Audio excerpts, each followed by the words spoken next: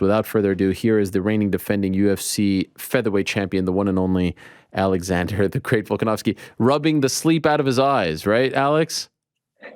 Yeah, that's it, mate. In my hoodie, nice big warm. It's nice and cold over here, but you know I don't mind chatting to you early in the morning, mate. I love it, Alex. You know what I was saying at the beginning of the show, and again, thank you so much for joining us.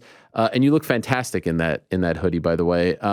At some point, I'm waiting because it happens with everyone. At some point, you're going to take a left turn into Diva Land, and you're going to tell us you're not waking up anymore. It hasn't happened yet, even though you're the #1 pound-for-pound fighter on the planet. It still hasn't happened yet, and so I thank you for that. Hey, no worries at all, mate. Like I've always said, I'm still the same guy I was 10 years ago, mate. Anyone that meets me can definitely vouch for that as well. So that's just me, and something I'm proud of as well. We appreciate that very much. All right, we have a lot to talk to you about. First off, I haven't talked to you since the Max fight, the trilogy. Congratulations on the win. You injured your hand in the fight, your thumb in the fight. You've had surgery, right? Oh, wow, there it is. Yeah, I had surgery. When I got back. So, you know, maybe the weekend or just before the weekend I got back. Got surgery. Success? All good? Yeah, I think so. We'll actually get a checkup today. We'll probably do an X-ray, make sure everything's still good. They did an X-ray straight after. It looked good. Everyone was very happy with how it was. We'll do another one today. Make sure I haven't been trying to do too much in this damn thing because you know what us fighters are like. But it's pretty good. It should be sweet. But I'll get a rough idea today of how long things are going to take and whatnot. Because you know me, I'm a gamer, right? I want to get back in there as soon as I can, and but we'll see what we've got to do. Was this injured going into the fight? No, I wasn't. I just did. I remember doing it in the second round. I didn't know if it was the first or second. I thought it was the first, but Joe said I mentioned it to him in the second round. So I mentioned it to him then. So I thought it was maybe the first, but yeah, in the second round. And no problems? I mean, you still had 3.5 rounds or something like that left. This didn't worry you? Didn't make you nervous? Like you weren't feeling just running on adrenaline? Well, look, you feel it. And it was, it's funny because I had this conversation and I heard even you and Joe talking about it. Obviously, it was something that I was a little nervous about. Well, you see me actually in the first round, I was chirping a bit, not chirping, but, obviously, like I said, pumping myself up and things like that. Not only trying to get in his head, but in my own head too, So that's what I said. It wasn't disrespect to Max. It was just purely going, remind myself that you're too good. That's it. Let's keep doing what you're doing. So that was sort of what it was about. You've seen that slow down in the second round. That was because I probably had something else to worry about. So it was definitely on my mind because I felt the need to actually go to my corner and tell them. They didn't say nothing straight away. They're just like, just wanted me to forget about it. I mentioned it after the third round and they whisper in my ear. They lean over and go, I don't want to hear you mention that fucking hand again. And I got back and I'm just like, okay, yeah. So obviously, there's no point thinking about it, right? Like I just did a whole round with it. And, again, it broke my hand down here, this part, like on my hand. So, as long as you punch properly and hit with the knuckles, you could be all right. So I still use that. You still see me jabbing, but I'll be lying if I said I wasn't feeling it. There was a few times that I missed it and caught the thumb and obviously grips, trying to wrestle and stuff like that. You have to change your grips and things like that. But, hey, mind over matter, man. Like if you got to do what you got to do. It's a perfect example of it. And, man, that just goes to show with all that shit that I always say what I'm all about, right? You know what I mean? Like it's more than just being a talented guy, you know what I mean? Like, and that's why I love talking about that. And I love trying to set a good example because, man, I believe it's so true. Anything is possible for anyone. But, I mean, you just need to work hard for it, man, and you need to stay disciplined and, you know what I mean? I think anyone can be destined for greatness, but it ain't going to be fucking easy. You got to at least try, you know what I mean? But that shit won't be given to you. But, I mean, like I said, hard work and the mindset that I have, mind over matter, we'll get over it. That was we did. incredible performance. And to me, like one of the big takeaways was the gap between you guys has grown so much. Were you expecting that, or was there a part like I hate when people say that was an easy fight? No, nothing was easy. You broke your freaking hand, but you were never in danger. It was never in doubt. It was a shutout. Were you expecting it to go that one-sided, if you will?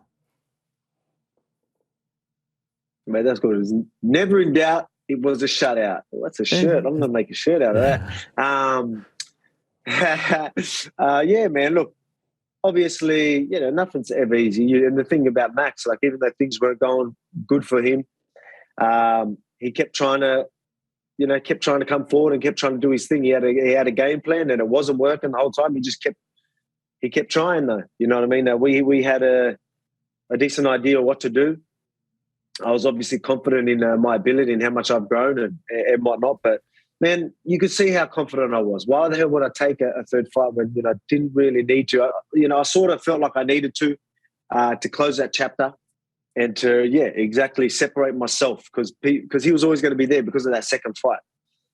So I had to have that third fight, and you know what I mean. Not many people would, but I was very confident in my ability and what I'll be able to do. And you've seen it, and like I said, there's many reasons why I was come. Obviously, that second fight was close, but we had a few dramas going into that, and that's why, like, I knew I didn't turn up. I mentioned that I didn't turn up. It wasn't until after this third fight I mentioned some of the things that it was, but that's why I was confident. I was like, not only I believe in myself and what I'm capable of, I know I didn't turn up, and I still won the second fight.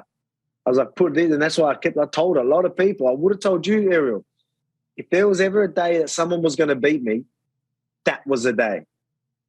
And he couldn't do it. So, that's why I was full of confidence.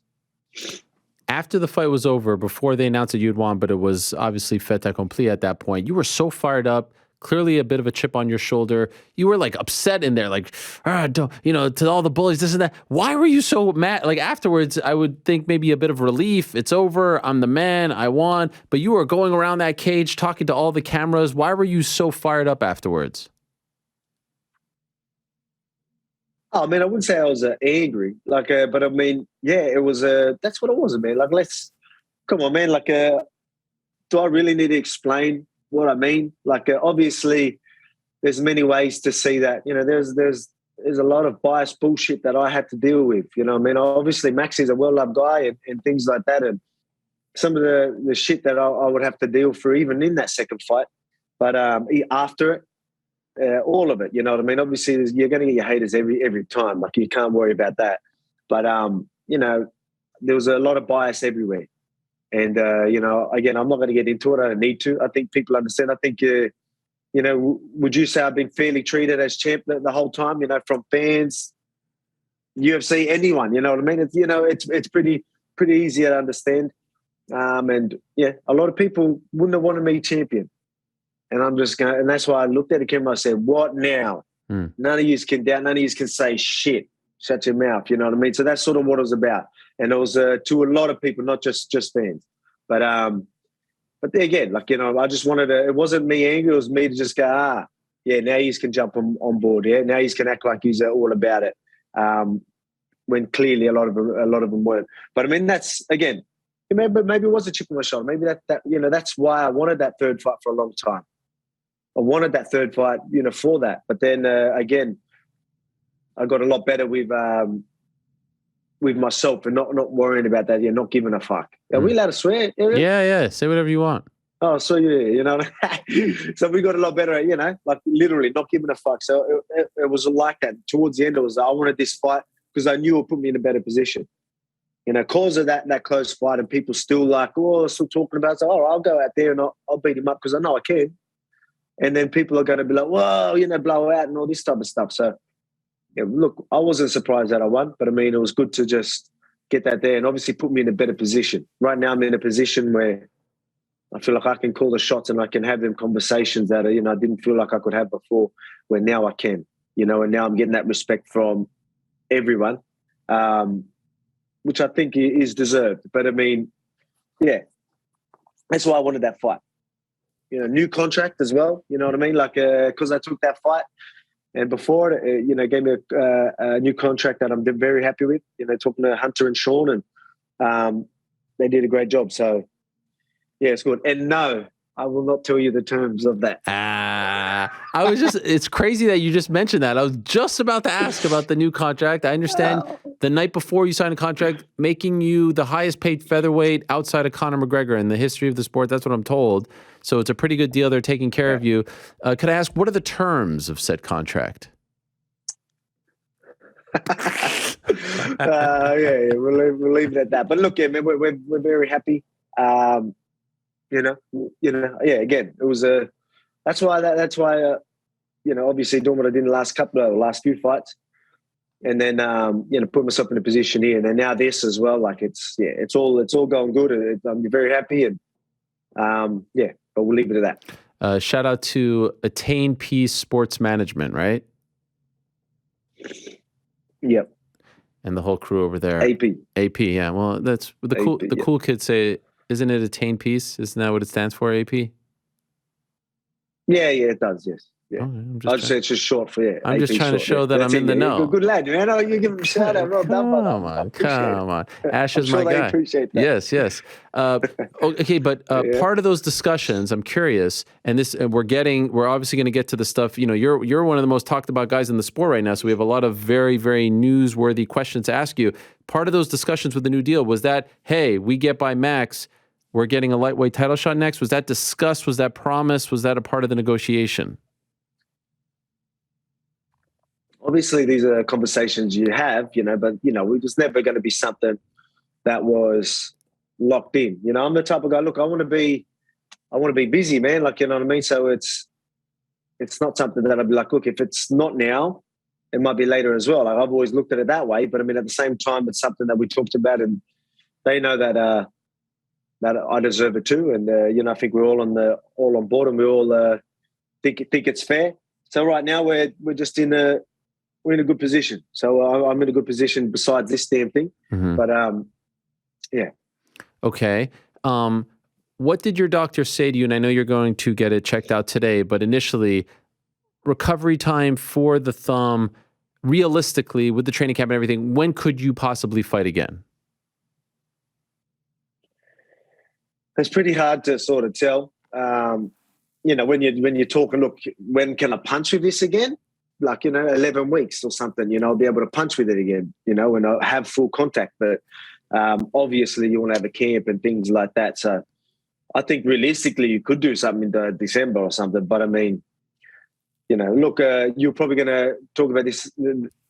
I want to be active, but we know that. But it obviously slowed me down. And they're looking at coming to Australia in the early quarter of the year, in the first quarter of next year. And I need to defend my belt. I need to fight in Australia. You know what I mean? I think I deserve that. And whether I try and squeeze something in before that, or just and me squeezing it, that's me rushing things. Yeah. Or do I just do what obviously everyone in Australia deserves. It's what I want, and the UFC will be very happy to have me headline a card over there as well. So that's probably what will happen. Fight for the lightweight title in that early half or early quarter of the year. Okay, you're smiling. What do you think about that, mate? Here we go. Here we go. Now we're getting. Talk to me. Now we're getting into the. First of all, I said it. And you may have seen it. I watched George Kambosos fight Devin Haney at Marvel. I said, not only does Alex deserve this, I think he draws more than this. And I think, I heard reports of what George made. I hope you're getting in that ballpark because I think you deserve it. I think you're a bigger, well, all due respect to George, I think he's a lovely fellow. I think you're a bigger star in Australia than George is, given what you've done in the sport. And so I'm very happy to hear this. Now, okay, I have a lot of follow-ups. Where would this show be? Would it be Melbourne Marvel Stadium? Because I think you deserve a big stadium show here. Man, but look, we haven't had that conversation. That depends, man. I think a stadium show would be good. But, I mean, obviously that happens very, very rarely as well. It's not something that sometimes a lot of, the UFC don't like doing it. And I get it because it's so big and, the atmosphere sometimes feels a little different, like, because it's not as compact and everything's around. So I don't know. A lot of it's got to come in. I haven't had them conversations, but I mean, of course, I'd love the Marvel Stadium or something like that. But we've got to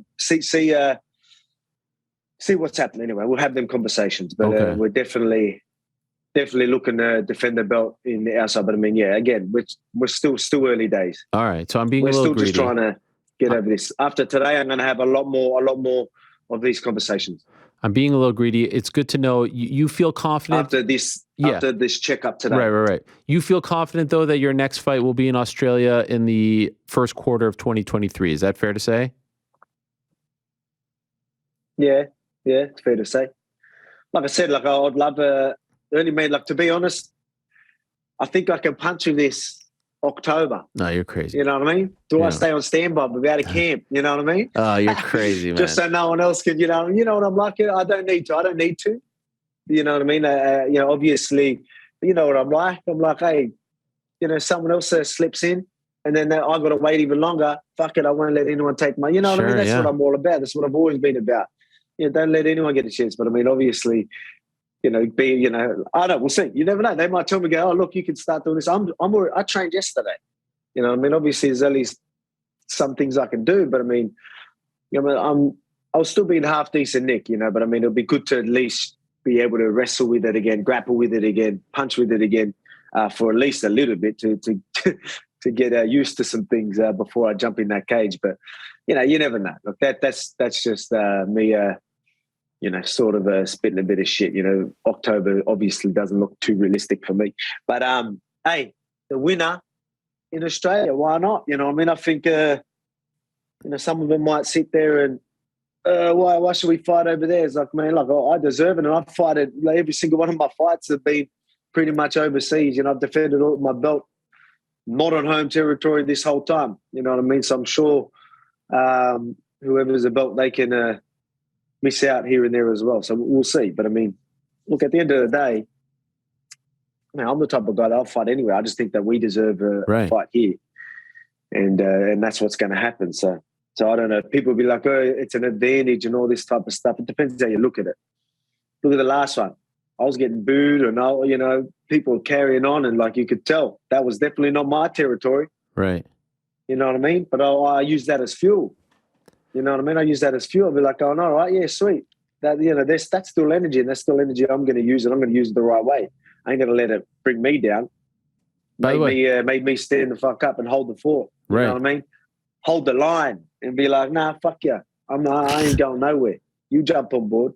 By the way, I wouldn't put October past you. I mean, I remember you freaking going from Australia to Edmonton and having to take like 900 planes to get there on a couple of days' notice. So just do it. I mean, it's hard enough to get from New York to Edmonton, let alone Australia to Edmonton. So I wouldn't put it past you. Okay, but now here's the thing, and I'm trying to piece.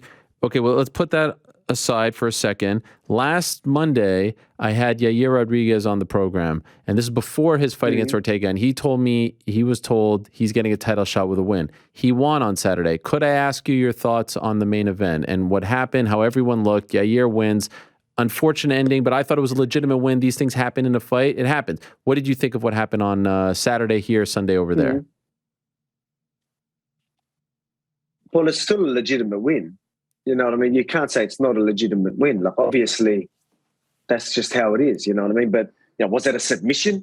Nah. Like, you know what I mean? But I mean, did Yair play a part in that injury? Yeah, I guess he did. But it's still a legitimate win. But let's be real. I even said that a big win. Well, I said big win from Yair gets him the shot. You know what I mean? And but I look, to be honest, and you're probably going to ask about this whole interim. Yes. Belt thing. I'm sure you're about to ask about that. Yeah. And Dana talking about it and things like that. All right, yeah. See, I'll move forward for you. Look, to be honest, I don't mind the idea while I'm sitting here. You know what I mean? A lot of people would be like, oh, you know what I mean? Like, well, because again, I think it's looking like me defending that belt, that lightweight belt. And again, there's no clear for that number one contender, right? Let them fight for that number because I think they both deserve. I think Josh Emmett and Yair Rodriguez, they're both in a position where, they they could get a shot. You know, are they screaming out like, oh, it needs to be them, like for everyone? No, not really. So let them fight for that number one contender. If it's for the interim belt, and then we'll fight, and you know what I mean? Like, it's sweet, you know what I mean? Because again, like I told you, I'm not lying when I say I want to be active. And, you know, they can go do that. I do my thing. And I'm telling you, a few months after that or a couple of months after that, get me back in there. I'll do it. Like I'm telling you, get me back in there. Let's fight for that featherweight as well. But the perfect world for me, lightweight title, early next year. And then if they do this interim thing, if that happens, they'll just make it for a bigger fight anyway. So I don't mind. So then you've got a clear number one guy. Everyone's going to be screaming their name after whoever wins out of Josh Emmett and Yair Rodriguez. Then they can both say they're fighting for a belt anyway. They can go there, and then when we fight, it's another big fight. You know what I mean? You know, So look, man, I don't mind the idea, to be honest. I don't mind the idea. Look, obviously, if I didn't have this, I'd be like, oh, that's stupid. But I'm like, all right.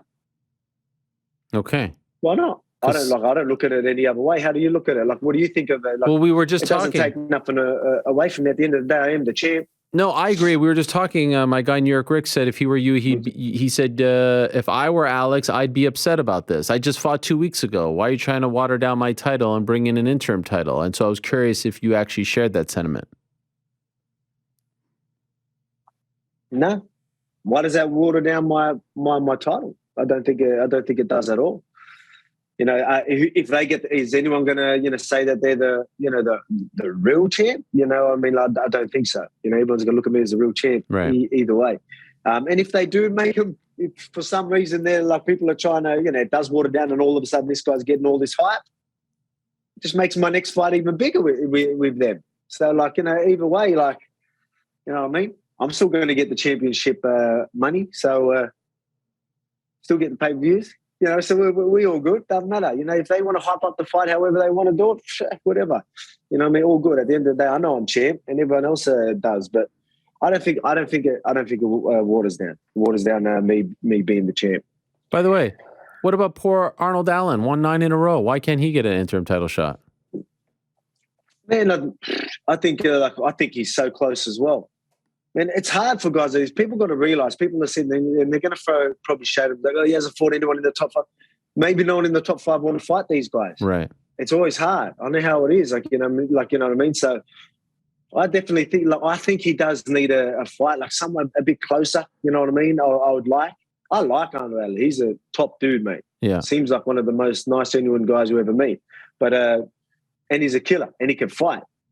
You know what I mean? So I think, I just think you need someone closer, you know. I mean, yeah, like there's so many guys that they've had a winning streak and all that type of stuff. But I mean, let's take out some top guys, man. That's why when I was chasing the belt, I took all these hard fights that, I was lucky enough that they fought me as well, I guess you could say. But yeah, man, I knew the only way to get right at the top is to fight them guys, even no matter how hard of a fight that was. You know what I mean? Chad Mendes, like, you know what I mean?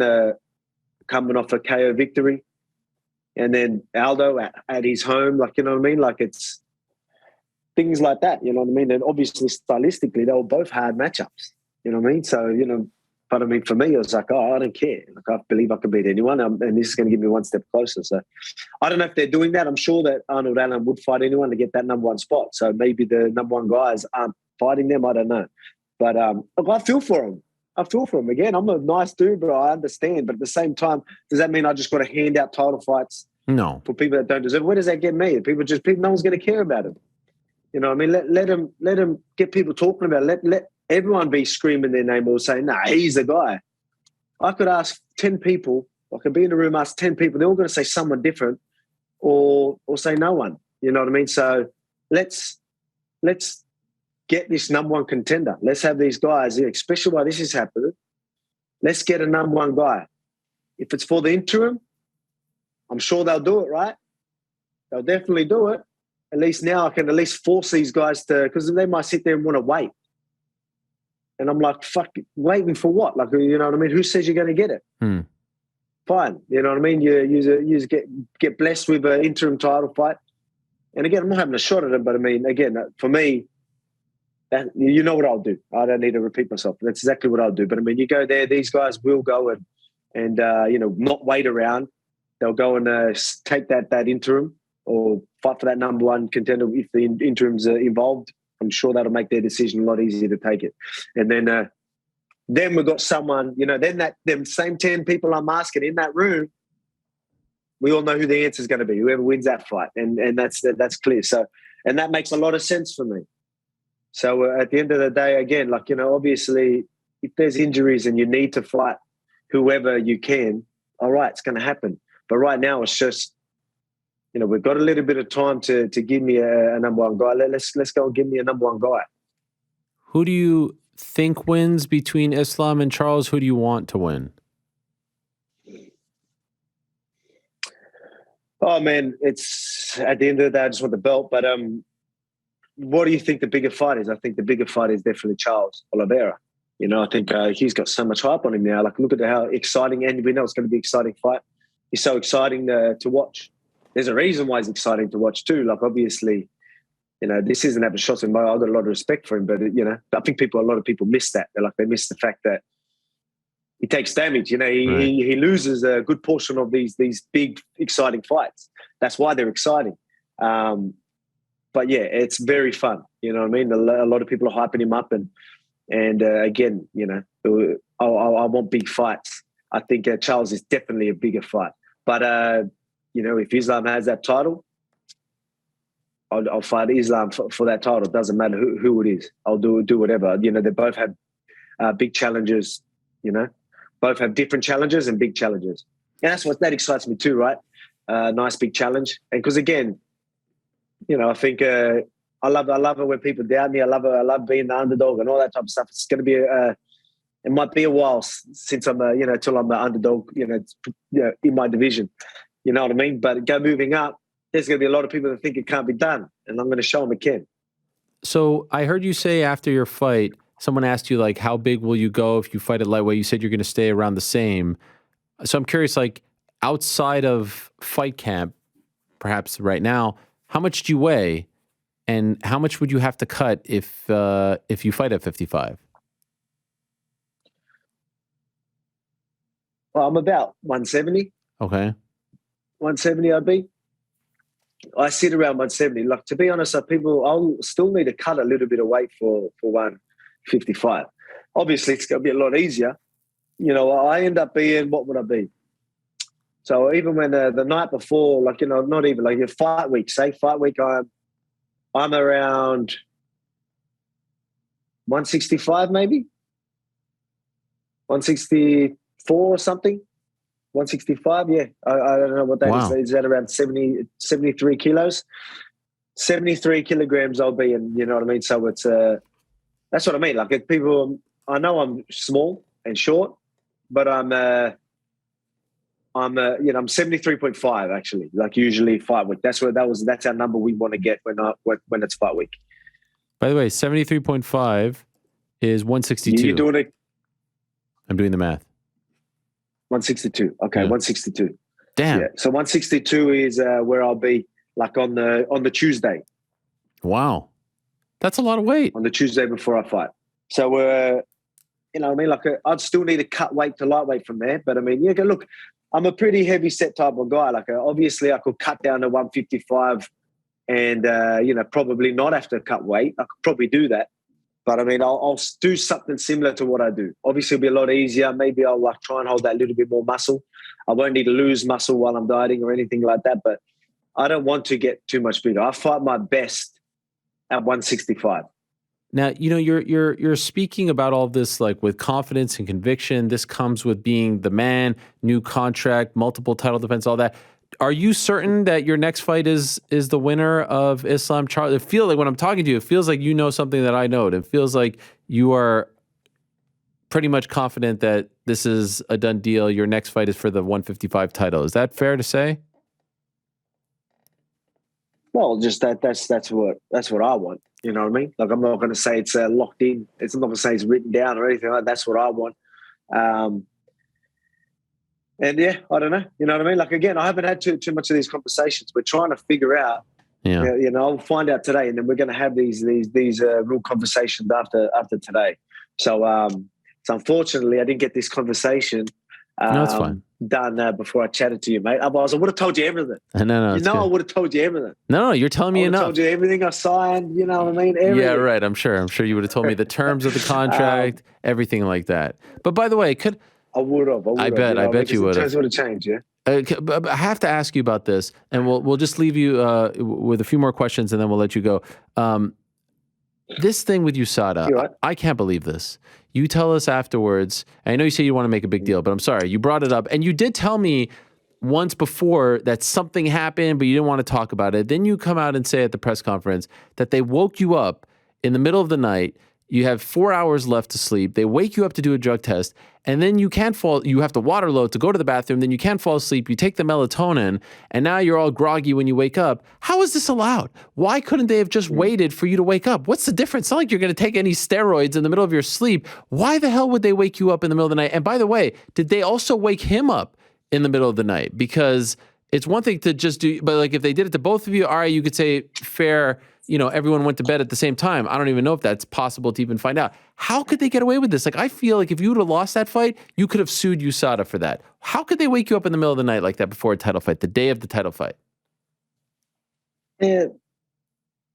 I don't even know how that is allowed. You know what I mean? At the end of the day, look, the thing is, I don't even know who was running that or you know, it was on Fight Island.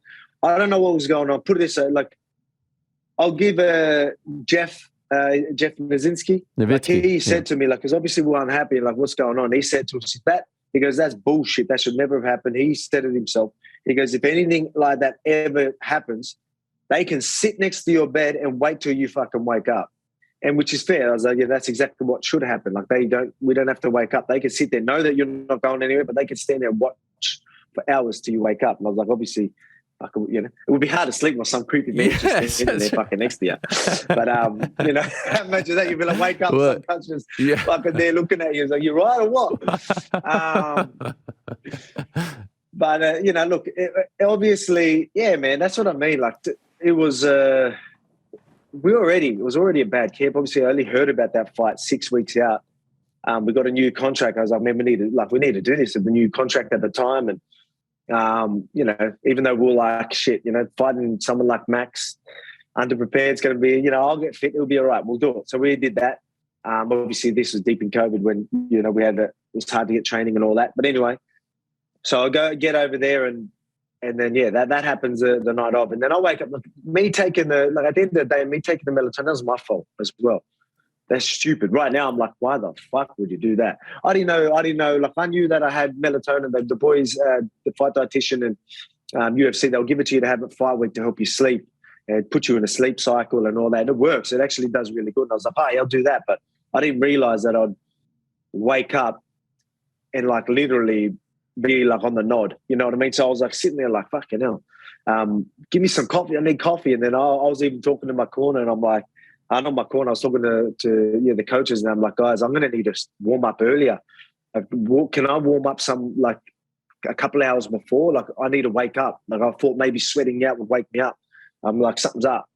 And you know, I tried doing that, but I was just look. Don't get me wrong. I was still all right, but I mean, it was just like my body was no react. Like, if you watch it, go watch my first and last fight with Max. Go watch the middle one, and tell me if you see me moving like I was, or like see if my counters, my reactions were as sharp as they were in the second and third fight. You're going to see a completely different reaction time. You know what I mean? Like, it just, I was barely countering at all. Like, my body just wouldn't do that stuff. Everything I did was just forced. And it was such a weird feeling where at the first 2 rounds, and my coach, like, obviously my team, my corner, like, telling me, you got to do more. You need to do more. Like, you're doing your movement, but you're just not going. It's like, you know, you rely on your reactions and the things you drilled and all that, and it just sort of happened in the heat of the moment. And it just wasn't happening. So then I literally had to be like, just force it. Like, everything was just go. Like, you know what I mean? Make it happen. You know, don't worry about, you know, drawing punches because you're not countering anyway. Just go in and make it happen.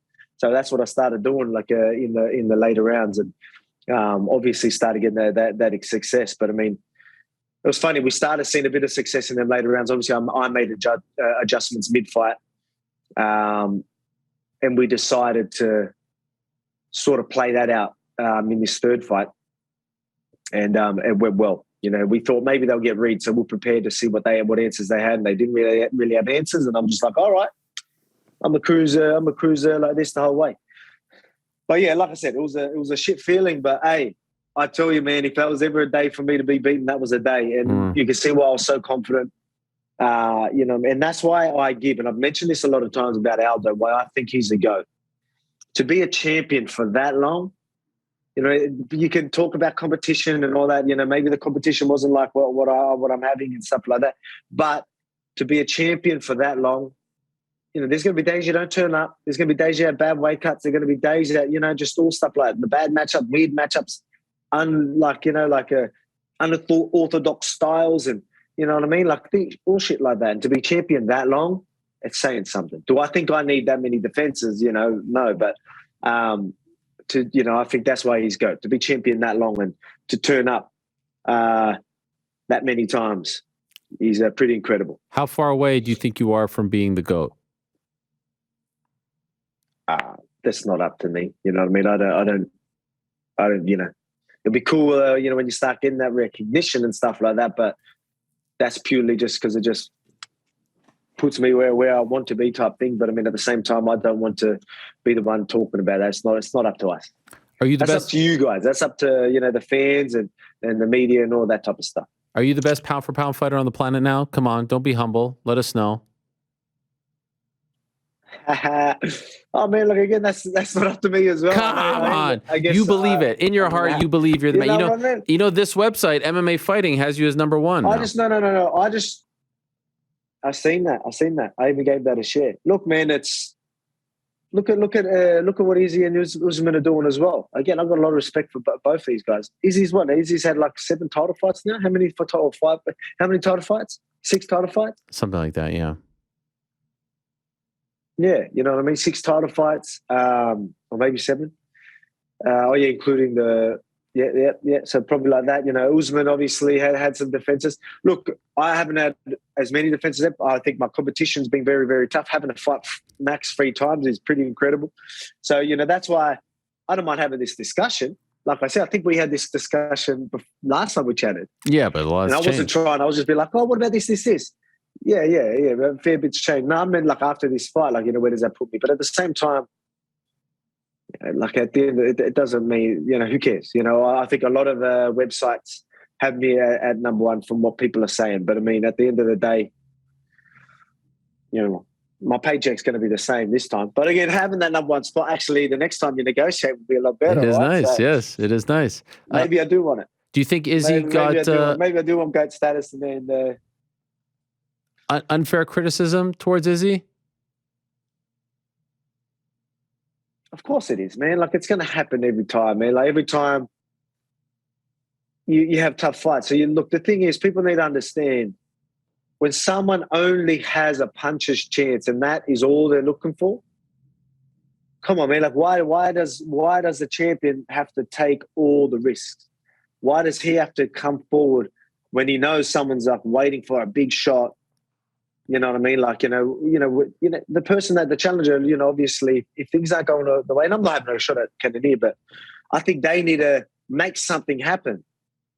You know, I don't think it's up to the champ to make something happen. I've been lucky enough with Max. Max is going to try and make something happen. You know what I mean? And, you know, same as Ortega, same as Zombie.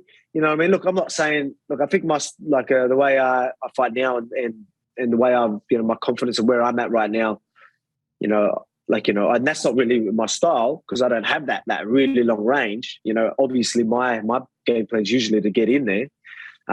So, you know, that's going to be a little bit different for me. But I mean, everyone knows that they need to try and get in on Izzy.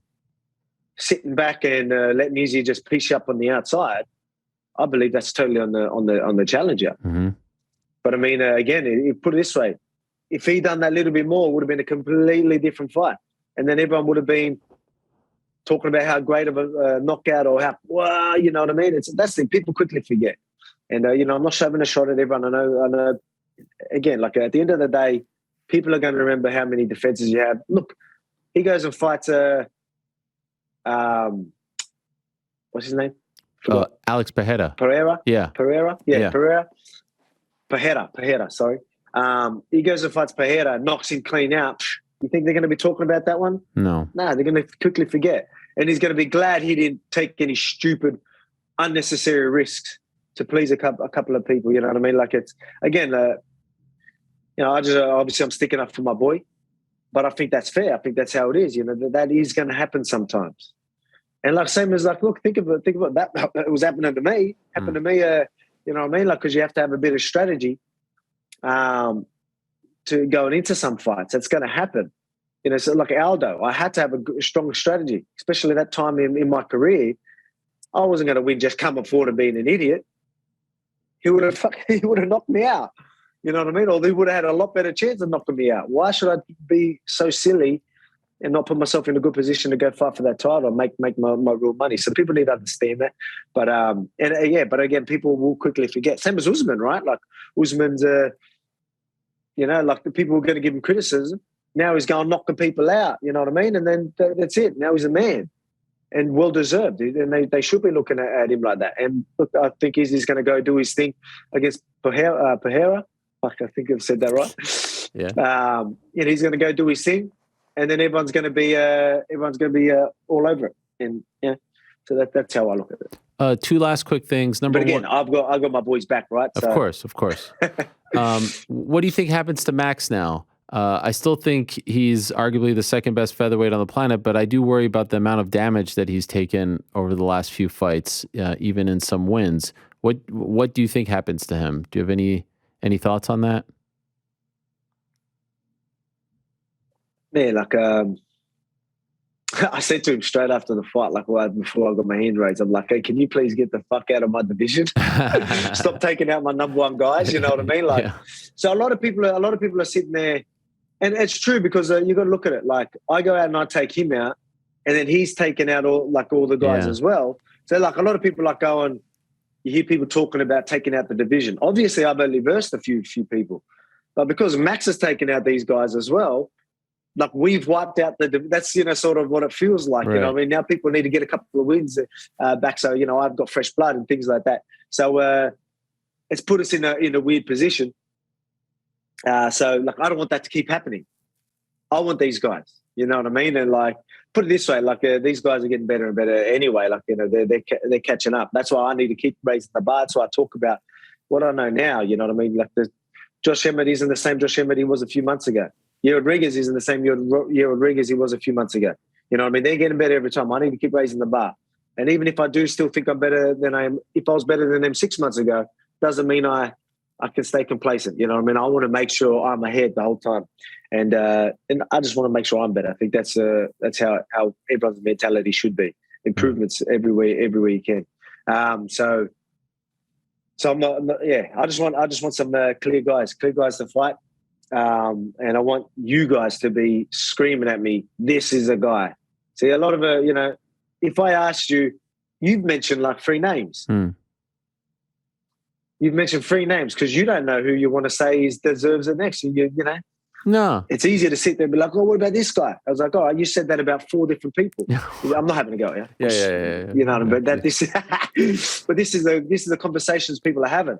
Again, if you were sitting there and you were talking about one person the whole time, all right, at least that's holding something. That's got a bit more value. But I mean, the fact that we're having this conversation is, all right, why don't we have a clear guide by making why this is happening?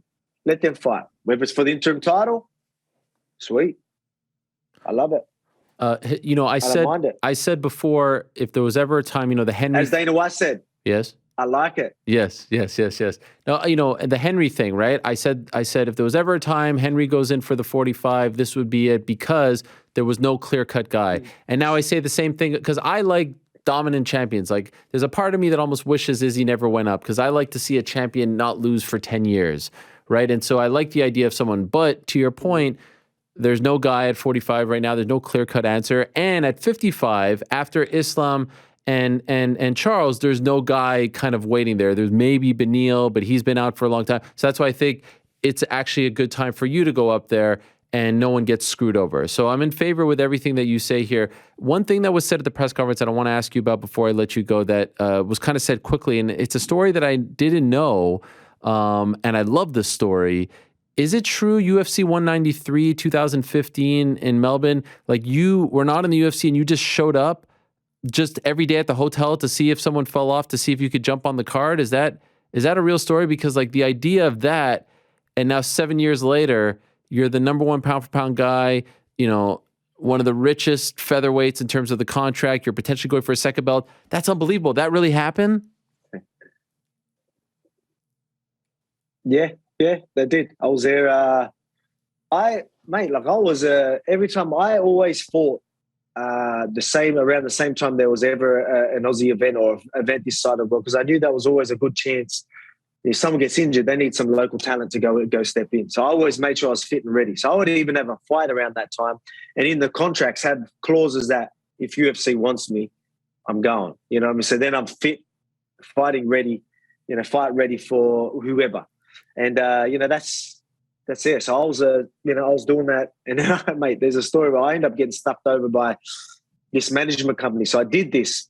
I had this in the contract. The AFC was a promotion at the time. I was defending my belt, and there was a pullout. And Joe Silva at the time, I was the first person they asked for. And there was a management company that talked to him about me. So they thought that they were managing me, and they weren't. So when they went over to him, he goes, "Oh, he's defending his belt. He can't do it, but I got this guy." And then they fucked me over. Oh. So and did that and got someone else, and I missed this opportunity. I was the first guy they wanted. So there's a few stories like that. But I mean, that's the type of shit I've always been doing, man. Like even with Joe Lopez, my head coach, he's always been like, "There's an event here. We want to be ready for this." Like he ever made me diet all year round, like not diet, but stay at a decent weight, because you never know when you get that call up. It's a commitment, mate. You need to be disciplined to do this shit. You know what I mean? Like, and people are, and they, it's easy to sit there. I was unlucky with this, unlucky with that. It's like, yeah, sometimes you can, you can make things happen. Yeah, you can. What's the word I'm looking for? Foreshowing luck. What's that word? There's a saying. You might know it. Foreshowing luck. You know what I'm talking about? Anyway, yeah. You know what I'm talking about. Yeah, I know what you're talking about. But like, hey. No, yeah, anyway, I know, like, yeah. But yeah, so you know what I mean? Like that's, put yourself in a position where like, you will be ready. You won't be 40 kilos out if an opportunity comes, you know what I mean? And, it wasn't easy for me to stay, not weight cut, but it's close to, I mean, I did this for like a year because I was chasing this UFC contract for over like 2 years. But again, I won't ramble on too much about it. But I mean, this is the type of guy I've always been, you know what I mean? And, that's why you're seeing me doing what I'm doing. It's just, this is one committed, disciplined motherfucker. We have a lot in common, you and I, champ, because my number one motto in my career was always 80% of success is just showing up. You go everywhere, you show up, and good things will happen. And it sounds like, you and I cut from the same cloth, dare I say, Alex, Yeah, there you go, mate. Yeah, it's so true, mate. It is so true. Just show up. Yeah. Even as simple as just wanting to lose weight, just go to the gym. Don't wait till you feel good to go to the gym. We never feel good going to the gym. Mm-hmm. It sucks. You know what I mean? Especially in fight camp. Your body's busted.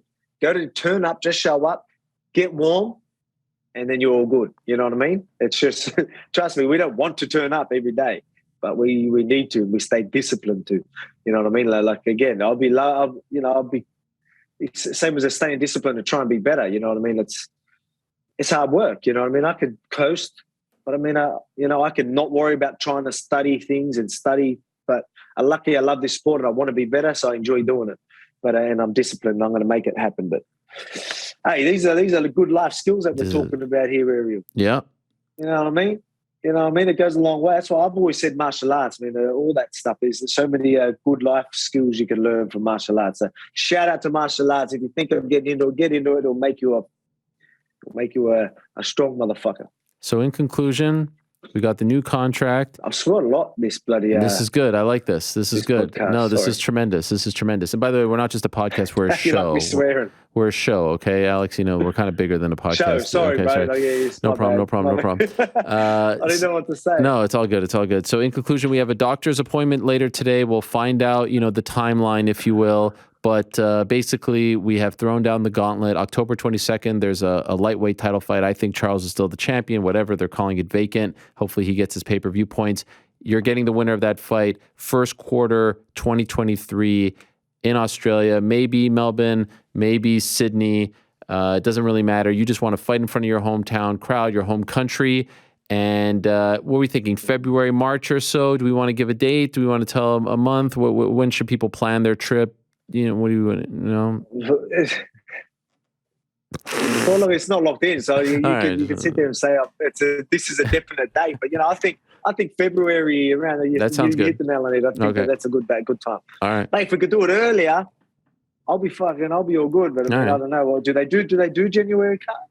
Sure, of course. They always do January card. Yeah, of course they do January. So February, what pay-per-view? Sure. Yeah. Pay-per-view. Okay. Oh, you never know. Maybe then too. We'll see. All right. And it's a beautiful time over there. It's summertime over there in February, right? January, February is a beautiful time. So this all sounds great. Thank you as always for the time, Alex. We appreciate you more than you know. Please don't turn diva on us like there's some other guys that won't come on anymore. You don't forget about us. So thank you so much. I appreciate you. I won't forget. Thank you. Hey, while I'm on here. Yeah. While I'm on here, quick shout out again. I know you always give it a plug anyway. Cooking with Volk. Make sure you keep it. I'm going to be doing plenty of that with his broken hand. So Cooking with Volk, YouTube channel, Alexander Volkanovski, easy to find.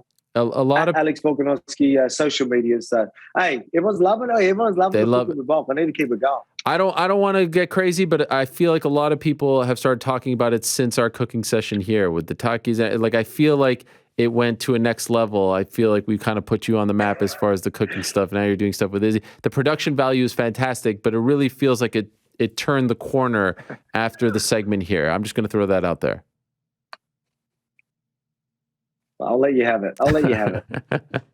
Thank you, Alex. All the best. Good luck later today. No worries.